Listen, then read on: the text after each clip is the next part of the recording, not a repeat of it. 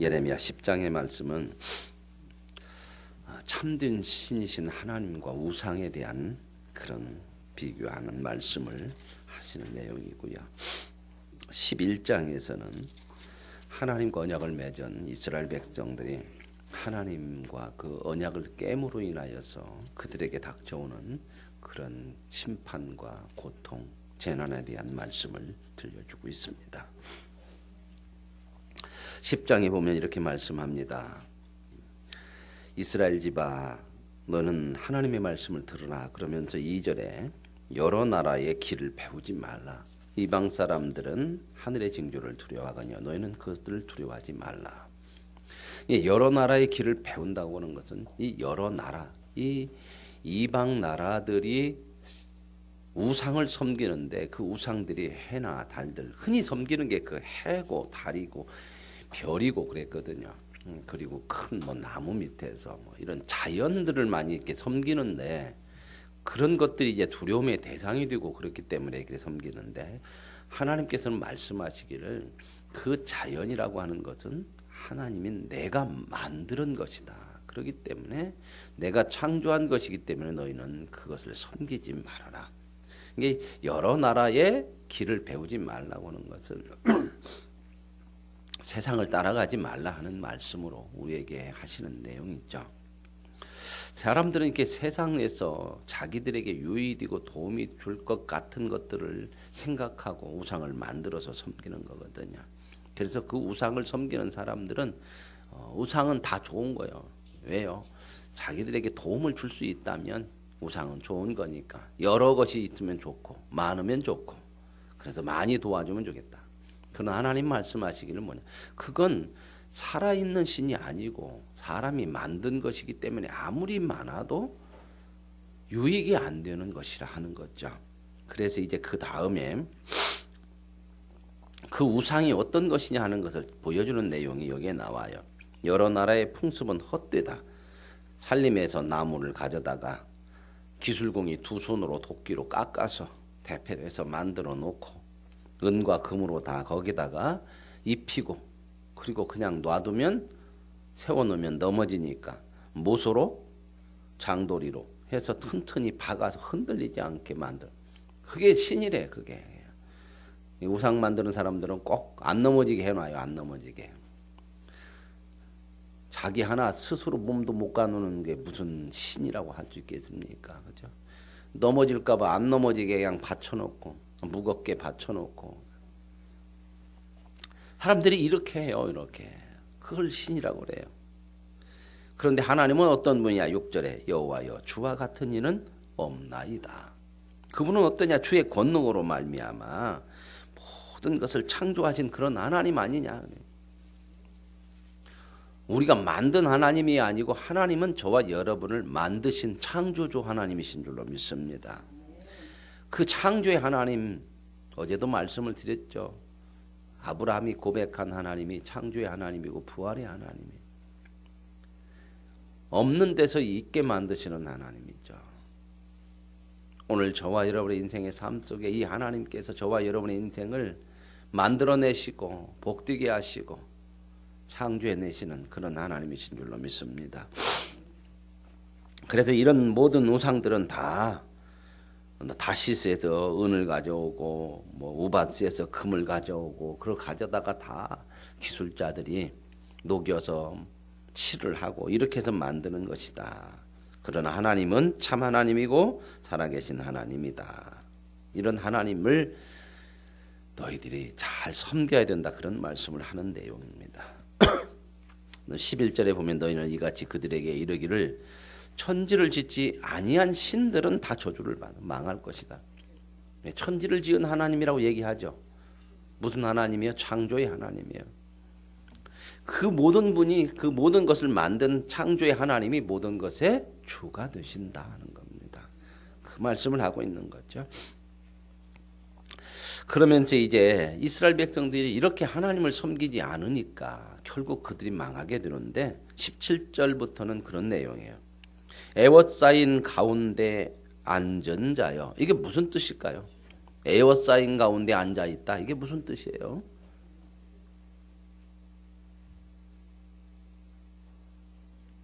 무엇에 애워서 있어요? 결국 이스라엘 백성들이 하나님의 말씀에 순종하지 않아서 바벨론이 그들을 쳐들어오고 침공해서 결국 그들은 예루살렘으로 도망가고 예루살렘은 포위되어져서 그게 지금 포위되어져 가지고 있는 그런 상황을 얘기하는 거잖아요. 그러나 이것도 오래 못 가. 그러죠. 애워싸인 가운데 앉은 자여 내 짐 꾸러미를 이 땅에서 꾸리라.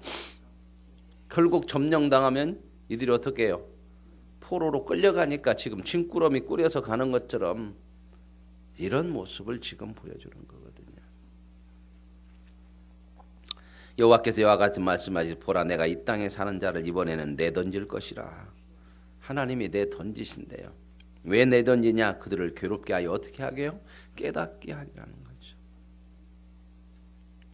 하나님께서 우리에게 말씀하시는 것을 깨닫는 거 은혜요. 내던져도 못 깨달으면 어떡해요?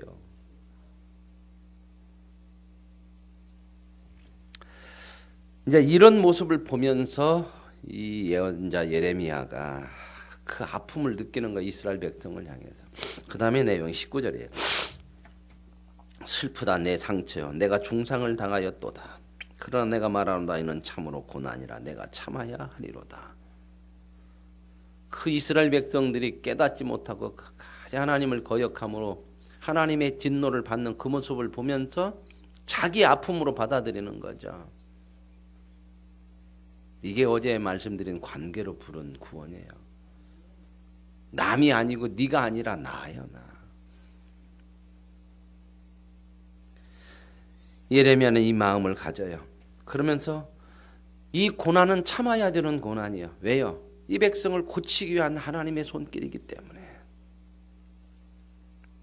내 장막이 무너지고 나의 모든 줄이 끊어졌으며 내 자녀가 나를 떠나가고. 누구의 마음이에요? 엄마의 마음이에요. 어머니의 마음.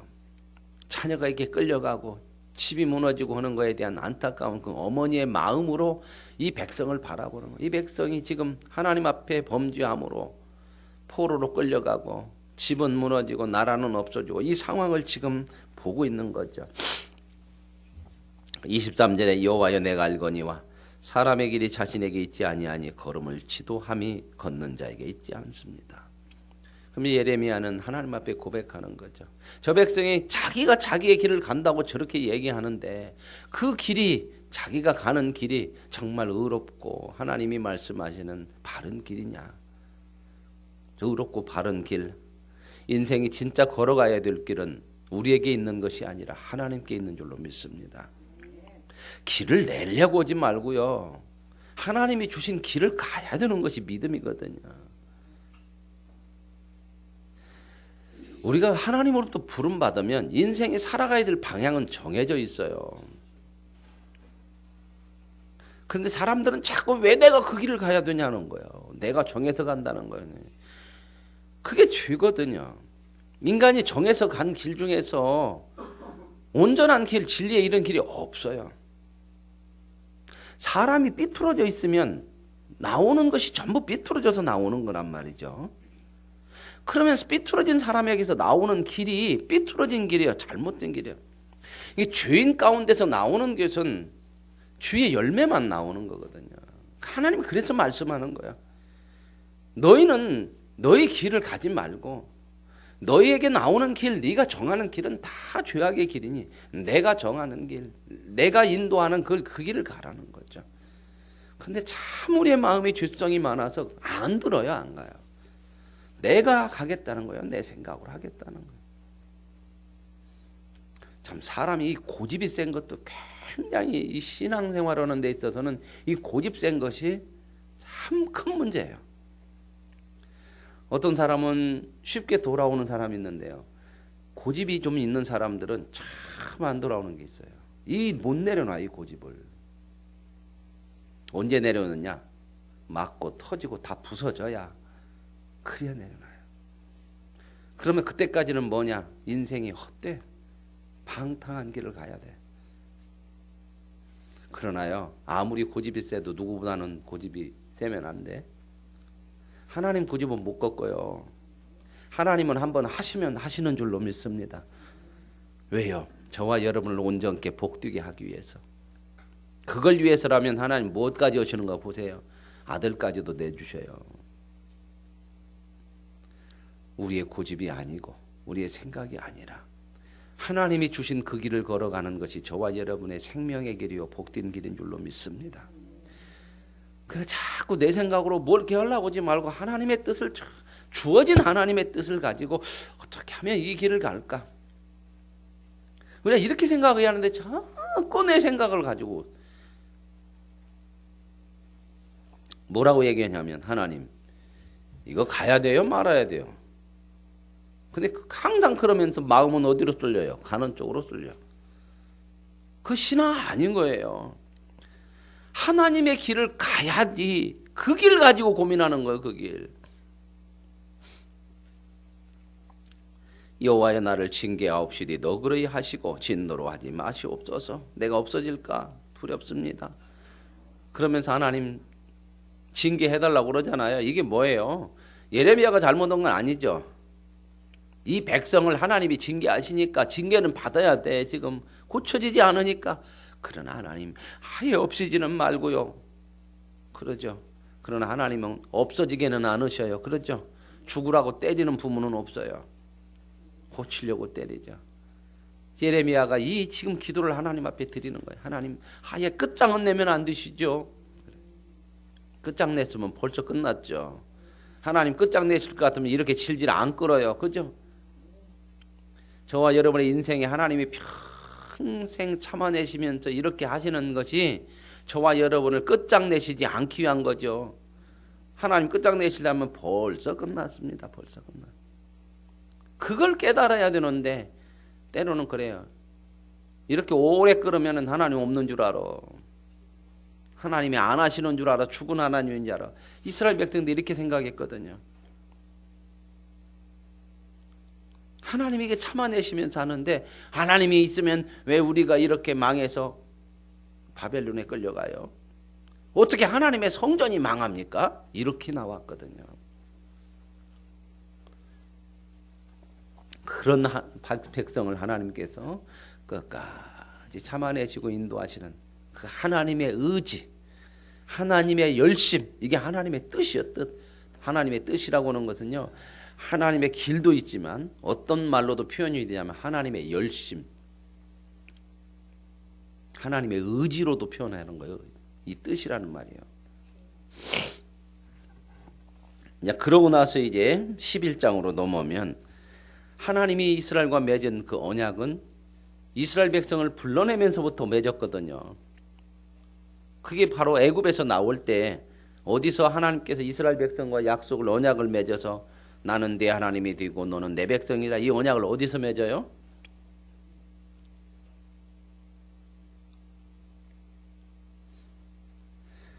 출애굽 시켜가지고 어디서 맺냐고요? 객관식으로 할까요? 1. 비앤빈 커피숍. 2. 어디요 여기? 짜장집. 금룡 짜장집. 선전해주네. 어디서 맺어요? 시내산 밑에서 1년 반을 바로 가나안 땅 안 들어가요. 데리고 나와서 시내산 밑으로 들어가서 거기서 하나님이 내가 네 하나님이고 너는 내 백성이니 너는 내 말 듣고 앞으로 살아야 된다. 거기서 약속을 하고 언약을 맺고 1년 반을 교육시켜요. 말씀으로.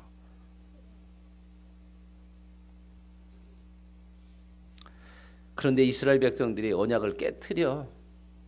그러면 하나님은 그 언약을 깨트려요? 안 깨트려요? 안 깨트려서. 그래서 하나님의 약속을 우리가 믿는 거예요. 약속을. 나는 못 믿어요. 내가 약속을 깨버리면, 사람들과의 약속이라는 것은 한쪽이 깨면 그 약속은 끝나는 거예요. 근데 하나님과 우리가 맺은 언약은요, 우리가 깨도 그 약속은 안 깨져. 그래서 우리는 그 약속 믿고 가는 거예요. 약속 믿고 가리라. 굳게 서리, 굳게 서리. 하나님의 약속 위에 굳게 서리. 이런 하나님이 어디가 있습니까?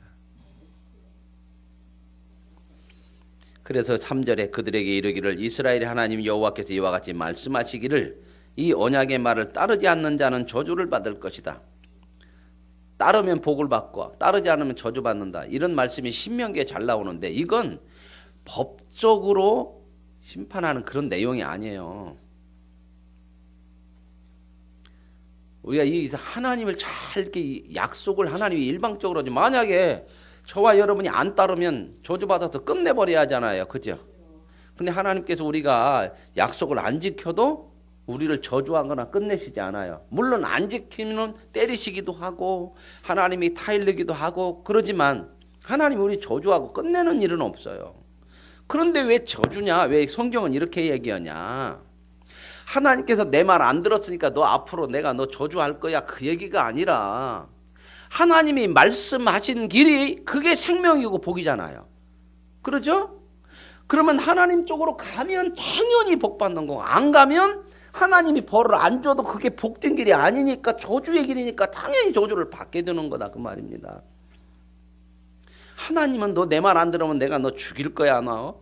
그런 하나님이 아니라 여러분 우리 이걸 제가 계속해서 말씀드리는 게 이 믿음이라고 하는 거 구원받았다는 이 언약 맺고 이것은 뭐예요? 나는 네 백성이 되고 너는 내 자녀가 되고 관계라는 겁니다. 관계. 이 한 번 관계 맺어지면 여러분 보세요. 자식 한 번 나면 말 안 들으면 어떡해요? 혼내죠. 잘못되면 혼내고 안 되면 매를 들기도 하죠. 하도 속썩이면 이놈의 자식 그냥 막 내가 너를 낳고 미역국 먹은 것이 후회된다고 하는 얘기도 하고 별 얘기 다 하잖아요. 그죠? 뭘 또 파? 옛날 어른들은 그런 얘기도 가끔 들었어요. 하도 말을 안 들었는가. 요즘 어른들은 이제 그런 얘기는 잘 안 듣만 이놈 자식 호적을 파내버리든지 해야지 막 그런 얘기는 그래도 못 파. 팔 수도 없는 거예요. 관계라는 거 이거예요. 하나님이 이렇게 하셔요. 그러니까 성경을 볼 때 이 전체적인 개념으로 보셔야 성경을 제대로 봐요. 신명기 같은 경우는 하나님 말씀 들으면 복이고 안 들으면 저주다 이 얘기는 하나님께서 저주한다 그 얘기가 아니고 하나님이 말씀하신 대로 가면 복이고 안 가면 당연히 저주고 복이 아니죠. 이걸 알아야 우리가 순종하는 것이 얼마나 좋은 것인지. 그렇죠. 순종은 하나님 뜻대로 가는 거 아니요. 그러니 순종하면 뭘 받을 수밖에 없어요? 복을 받을 수밖에 없고 순종하지 않으면 복을 못 받죠. 근데 사람들이 자꾸 순종을 기분 나쁘게 생각을 해요. 왜 나는 생각 않고 내 뜻대로 못 오고 하나님 뜻대로 말하니. 그래서 신앙이 철이 들면요. 신앙이 성숙해지면 자꾸 순종으로 가요. 순종으로. 어디로 순종으로 어디까지 가냐. 그래서 믿음은 하나님이 그러신다고 그러면 그런 줄로 하는 거예요. 우리가 다 이해 못해요. 하나님의 뜻에 대해서. 어떻게 우리가 그 크신 하나님에 대해서 다 알겠습니까? 한꺼번에 다 알려주면 어떻게 해요? 하나님에 대해서 한꺼번에 다 알려주면 그까지 공부 하나 한 과목 공부하는데도 힘들 때는 모른다고 그래요. 머리가 터진다고 그러죠. 그죠? 국어 한 과목 공부하는데도 머리가 터진다고 하는데 그 큰 하나님을 한꺼번에 다 알려주면 알 수가 없어요. 그 하나님이 우리를 알게 하시려고 설득하시고 권면하시고 보여주시고 평생을 이렇게 하나님 하시는 거예요. 이 하나님이 이 하나님 대단한 거야. 5절에 보면 이렇게 나와요. 내가 너희 조상들에게 한 맹세는 그들에게 젖과 꿀이 흐르는 땅을 주기라 한 언약을 이루리라 한 것인데 언약을 맺어갖고 뭐 달라고 한다고요 하나님? 사람들의 약속은요. 서로 약속을 할 때 누구의 유익을 위할까요? 서로 유익을 위한 거요. 그러니까 하나 깨면 나 그 손해 안 보여야지. 그러니까 나도 깨지. 그래서 손해 안 보려고 깬 쪽한테 뭘 받아요? 위약금 받아요. 얼마로 받죠? 2배 받아요. 은행 기가 막힙니다. 은행 돈 장사하는 사람들. 여러분 돈 빌리잖아요. 그죠? 돈 빌려서 처음 계약할 때 3년, 내가 3년 빌립니다. 그럼 그때 계약 써요. 몇 프로라고 쓰는데 거기다가 뭐라고 쓰냐면 3년 안에 갚으면 위약금으로 벌금 내야 돼요. 우리는 빨리 갚으면 좋잖아요. 그죠? 일반적으로 생각할 때. 근데 은행은 뭐요?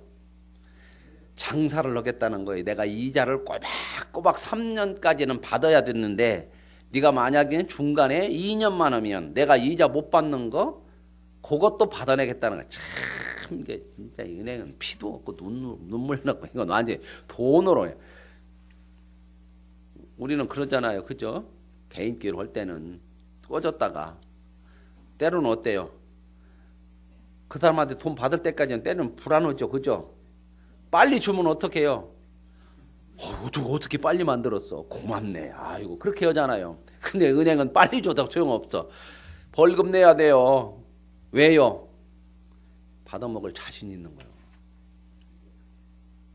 안 받아? 거덜납니다. 사유적으로 매장을 시켜버려. 매장을. 그게 뭔 불량자? 신용불량자. 참 무서운데요. 그것도 한두 번 올라가면요 컴퓨터다 다 올려놨네. 그래갖고 지네 은행만 아는 거 아니요.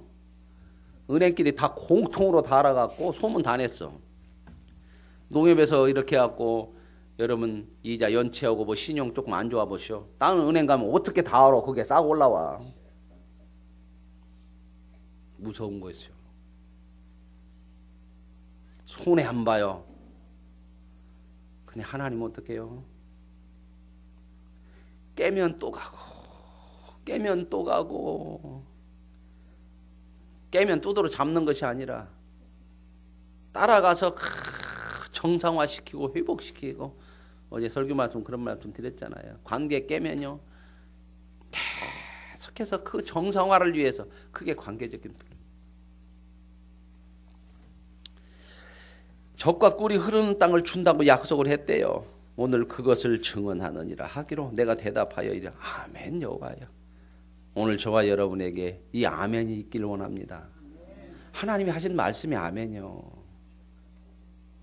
하나님 우리에게 그 어떤 것을 통해서라도 우리를 손해나게 하는 것이 없습니다. 그래서 우리가 이 하나님의 말씀을 붙들고 살아가는 거예요. 그런데 8절에 그들이 순종하지 아니하며 귀를 기울이지도 아니하고 각각 그 악한 마음이 완악한 대로 행하였다. 악한 마음이고 완악한 대로가 무엇인지 아십니까? 제가 늘 말씀드리죠. 자기 생각대로 하는 게 이게 악한 거고 완악한 거야. 남을 죽이고 강도질하는 것을 얘기하는 게 아니라 신앙에 있어서 자기 생각대로 가는 것을 악하고 완악하다. 완악하니까 안 들어먹는 거야. 정말 우리들이 회개해야 될 건 뭐냐면요. 하나님이 아니라 내 뜻대로 하는 거예요. 이거 진짜 많이 회개해야 되는 거예요. 이걸 하나님이 악하다고 그러고 완악하다고 그래요. 늘 저와 여러분이 하나님 앞에서 하나님의 길을 갈 수 있는 은혜가 있기를 원합니다. 그러면서 15절에 나의 사랑하는 자가 많은 악한 음모를 꾸미더니 자기 생각대로 그렇게 하더니 나의 집에서 무엇을 하느냐. 그리고 하나님의 집은 와서 뭐라고 한대요? 거룩한 제물 고기로 내 재난을 피할 수 있겠느냐. 와서 제사만 드리고 고기 갖다가 제사 드리면서 그것을 가지고 네가 네 재난을 피할 수 있겠느냐. 내가 너를 심판하는 것을 그것으로 막을 수 있겠느냐. 예배 드리는 것으로요 하나님의 뜻대로 사는 것을 때우는 거 아닙니다. 많은 사람들이 하나님의 뜻대로 안 살고 와서 예배 드리는 걸 때워가지고 하나님 오늘 이렇게 해드렸으니까 일주일은 그냥 살을게 또 때워서 내가 잘못된 길은 반드시 가야 되는 거예요. 하나님 그거 고치게 하세요. 예배 드린다고 해서 그거 없는 걸로 쌤쌤 시키자는 거 없습니다. 그렇게 하면 어떻게 될까요? 고쳐지질 않고 자식이 안 만들어져.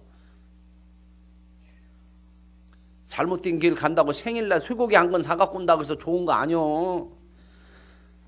그죠? 부모는 뭔 마음이야?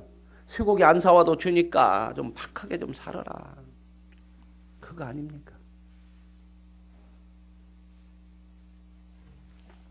그러면서요, 이러니까 이런 하나님의 말씀을 증거하니까 예레미야가 아나돗 사람이라고 자기 고향 사람이요.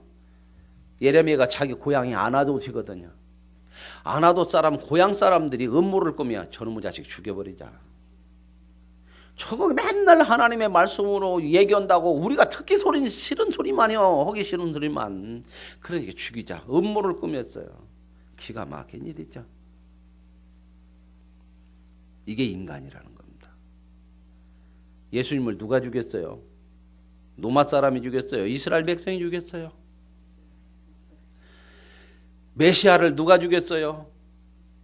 구원받아야 될 사람이 죽였어요? 구원받은 사람이 죽였어요? 기가 막힌 일이거든. 인간이 이렇게 무지하다는 거예요. 오늘 저와 여러분, 오늘 말씀을 통해서 하나님께서 참 우리의 인도자요 참 신이시고 그분이 저와 여러분의 생명이요 복이요 길인 줄로 믿으시고 그분의 말씀을 내가 따를 수 있는 순종을 통해서 복을 누려 살아갈 수 있는 은혜가 있기를 원합니다. 하나님 아버지 감사합니다. 우리의 완악한 마음, 우리 약한 생각을 하나님 내리게 하시고 우리 아버지 되시고 우리의 약속의 주가 되시는 하나님을 붙들고 믿음으로 순종하며 사는 참된 백성, 거룩한 백성, 복된 백성 되게 하옵소서.